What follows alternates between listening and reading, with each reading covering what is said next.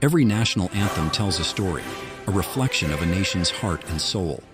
The same goes for Mexico's patriotic masterpiece, the Himno Nacional Mexicano.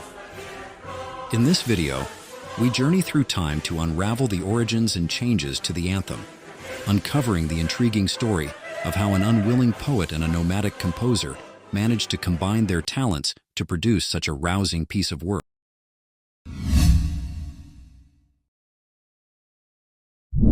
Since the time of Mexico's struggle for independence from the oppressive clutches of Spain in 1821, a symphony of battle hymns have echoed through the blood-soaked fields. However, none of them caught on.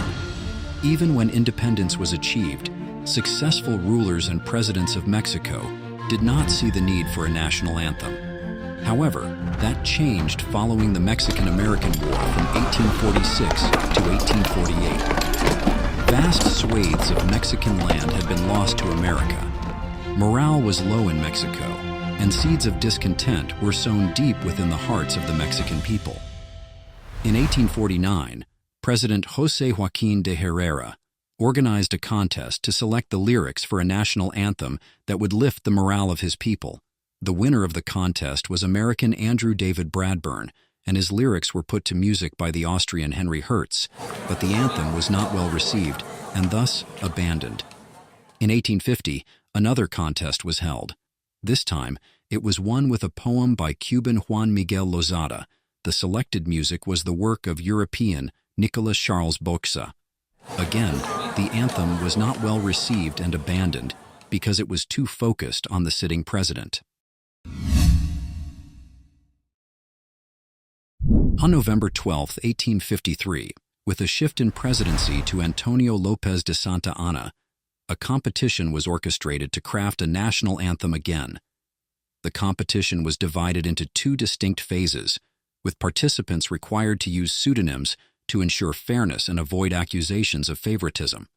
The first phase centered on selecting the lyrics, which would be followed by the second phase aimed at choosing a musical score to complement the chosen words. On 4th of February 1854, the winner by unanimous vote for the lyrics was announced. The winning entry was titled, "Let Us Fly to Combat, to Revenge, and Those Who Shy Away, Submerge Their Cowardly Foreheads in the Dust," or "Volemos al combate, a la venganza, y el que niegue su pecho a la esperanza, hunda en el polvo la cobarde frente," and it was written by a poet from the state of San Luis Potosí, called Francisco González Bocanegra. Interestingly, Bocanegra had been an unwilling participant of the contest. He had rejected his fiancée's suggestion to join the contest because he was versed in romantic poems and ill-suited for a patriotic-themed contest. The feisty lady refused to take no for an answer. She placed pictures depicting various events in Mexican history inside a room in her parents' house, lured Bocanegra into the room, and forced him to come up with a poem suitable for the competition. After 4 hours of work, he slipped the 10 verses of the poem under the door to his fiancée and regained his freedom. The poem was finally submitted after approval from his fiancée and her father. The contest for the musical score began in March. The winner was the very accomplished Italian musician Giovanni Bottesini, a composer, conductor, and virtuoso known as the Paganini of the double bass. But accusations of violating contest rules stained his triumph, and the contest was extended for another 180 days. On August, Jaime Nuno Roca was announced as the winner for the musical score. His winning entry was known as God and Liberty, or Dios y Libertad. Nuno was a well-traveled and accomplished musician who was born in Spain and had studied music in both Spain and Italy. By divine fate, he was only in Mexico at the time of the contest because Santa Anna had met and invited him to be the director of the military bands after seeing Nuno's performance in Cuba as the King of Spain's band leader. On September 15th, an inaugural performance of the national anthem took place at the Teatro Santa Anna to gauge the public's response to it. The response? The public loved it. And so, after 5 years and 3 contests, Mexico's national anthem was born. Alas, it still had to survive the turbulent times of that era.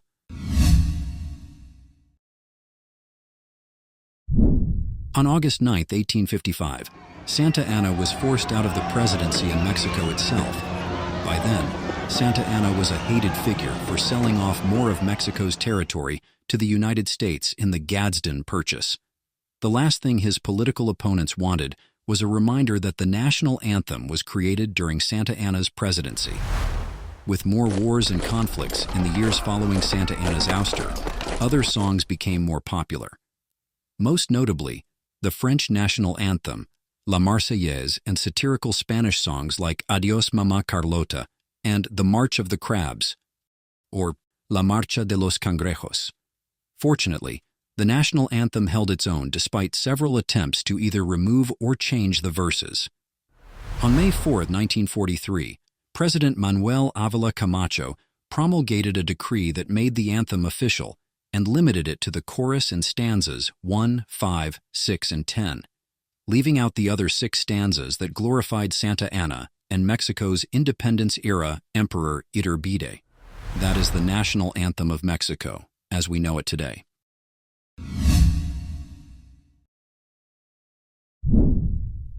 So, while the issue of the national anthem has finally been settled, what happened to its authors? Well, for lyricist Bocanegra, he continued to work in public service jobs while writing poetry and theater reviews. In 1861, after Benito Juárez became president, Bocanegra found himself caught in the political crossfires between conservatives and liberals. Fearing persecution, he sought refuge at an acquaintance's house. Sadly, he died of typhus that April while still in hiding, leaving behind his wife and 4 daughters. He was only 37. In 1931, 7 decades after his death, by way of a presidential decree, Bocanegra's remains were moved to the Rotunda of Illustrious Men, or Rotonda de los Hombres Ilustres, in the capital's Panteón Civil de Dolores, a place that is home to the remains of those who have made important contributions to Mexico. As for the composer, Nuno, he was living in the city of Buffalo, New York, when he was rediscovered in 1901 by a reporter attending an exposition there. Nuno was invited back to Mexico that year, and again in 1904 for the 50th anniversary of the national anthem. During Nuno's other visit on February 11, 1901, the Congress of the Union granted both Nuno and Bocanegra the amount of 2,000 pesos each as compensation and prize for the 1853 contest. The money for Bocanegra was received by his heir, Mercedes Serralde de González Bocanegra. Nuno received an additional 388 pesos because he had paid out of his own pocket to make the first printing of the score in 1854. Nuno died peacefully on July 18, 1908 in Bay City, New Jersey. In 1942, again by order of the Mexican government, the remains of Nuno were exhumed from the Forest Lawn Cemetery in Buffalo and interred next to Bocanegra. A beautiful and perhaps divine ending, fulfilling the final verse in stanza 10 of the anthem, "For you, a laurel of victory. For them, a tomb of honor."